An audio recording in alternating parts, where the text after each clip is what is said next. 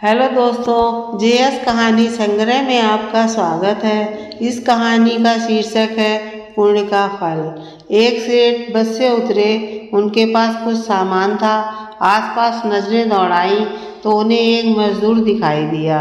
सेठ ने आवाज देकर उसे बुलाकर कहा, अमुक स्थान तक इस सामान को ले जाने के कितने पैसे लोगे? आपकी मर्जी, जो देना हो दे देना, लेकिन मेरी शर्त है कि जब मैं सामान लेकर चलूं तो रास्ते में या तो मेरी सुनना या आप सुनाना। सेठ ने डांट कर उसे भगा दिया और किसी अन्य मजदूर को देखने लगे। लेकिन आज वैसा ही हुआ जैसे राम वनगमन के समय गंगा के किनारे केवल केवट की ही नाव थी। मजबूरी में सेठ ने उसी मजदूर को बुलाया। मजदूर दौड़कर आया और बोला, मेरी शर्त आपको मंजूर है? सेठ ने स्वार्थ के कारण हाँ कर दी। सेठ का मकान लगभग 500 मीटर की दूरी पर था। मजदूर सामान उठाकर सेठ के साथ चल दिया और बोला, सेठ जी, आप कुछ सुनाओगे या मैं सुनाऊं? सेठ ने कहा, तू ही सुना। मजदूर ने खुश होकर कहा, जो कुछ मैं बोलूं उसे ध्यान से सुनना। ये कहते हुए मजदूर पूरे रास्ते बोलता गया और दोनों मकान तक पहुंच गए। मजदूर ने बरामदे में सामान रख दिया। सेठ ने जो पैसे दिए ले लिए और सेठ से बोला, सेठ जी, मेरी बात आपने ध्यान से सुनी या नहीं? सेठ ने कहा, मैंने तेरी बात नहीं सुनी, मुझे तो अपना काम निकालना था। मजदूर बोला, सेठ जी, आपने जीवन की बहुत बड़ी गलती कर दी। कल ठीक 7 बजे आपकी मौत होने वाली है।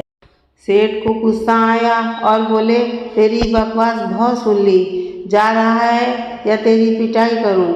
मजदूर बोला, मारो या छोड़ दो, कल शाम को आपकी मौत होनी है।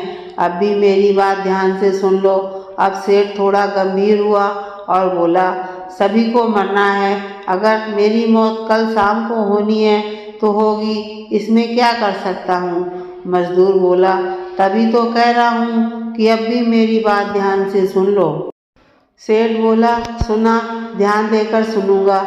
मरने के बाद आप ऊपर जाओगे तो आपसे यह पूछा जाएगा कि हे मनुष्य, पहले पाप का फल भोगोगे या पुण्य का? क्योंकि मनुष्य अपने जीवन में पाप पुण्य दोनों ही करता है। तो आप कह देना कि पाप का फल भुगतने को तैयार हूँ, लेकिन पुण्य का फल आंखों से देखना चाहता हूँ। इतना कहकर मजदूर चला गया। दूसरे दिन ठीक 7 बजे सेठ की मौत हो गई। सेठ ऊपर पहुंचा तो यमराज ने मजदूर द्वारा बताया गया प्रश्न कर दिया कि पहले पाप का फल भोगना चाहता है कि पुण्य का? सेठ ने कहा, पाप का फल भुगतने को तैयार हूँ, लेकिन जो भी जीवन में मैंने पुण्य किया हो उसका फल आंखों से देखना चाहता हूँ। यमराज बोले, हमारे यहाँ ऐसी कोई व्यवस्था नहीं है, यहाँ तो दोनों के फल भुगतवाए जाते हैं। सेठ ने कहा कि फिर मुझसे पूछा क्यों? और पूछा है तो उसे पूरा करो। धरती पर तो अन्याय होते देखा है, पर यहाँ पर भी अन्याय है। यमराज ने सोचा, बात तो यह सही कह रहा है, इससे पूछकर बड़े बुरे फंसे। मेरे पास कोई ऐसी पावर ही नहीं है जिससे इस जीव की इच्छा पूरी की जाए। विवश होकर यमराज उसे सेठ को ब्रह्मा जी के पास ले गए और पूरी बात बता दी। ब्रह्मा जी ने अपनी पोथी निकालकर सारे पन्ने पलट डाले, लेकिन उनको कानून की ऐसी कोई धारा या उपधारा नहीं मिली जिससे जीव की इच्छा पूरी हो सके। ब्रह्मा भी विवश होकर यमराज और सेठ को साथ लेकर भगवान के पास पहुँचे और समस्या बताई। भगवान ने यमराज और ब्रह्मा से कहा, जाइए अपना अपना काम देखिए। दोनों चले गए। भगवान ने सेठ से कहा, अब बोलो, तुम क्या कहना चाहते हो?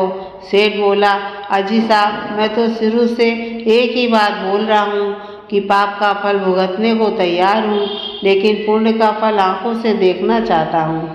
भगवान बोले, धन्य है वह सद्गुरु जो तेरे अंतिम समय में भी तेरा कल्याण कर गया। अरे मूर्ख, उसके बताए उपाय के कारण तू मेरे सामने खड़ा है। अपनी आँखों से इससे और बड़ा पुण्य का फल क्या देखना चाहता है। मेरे दर्शन से तेरे सभी पाप भस्मीभूत हो गए। इसलिए बचपन से हमें सिखाया जाता है कि गुरुजनों की बात ध्यान से सुनना चाहिए। पता नहीं कौन सी बात जीवन में कब काम आ जाए।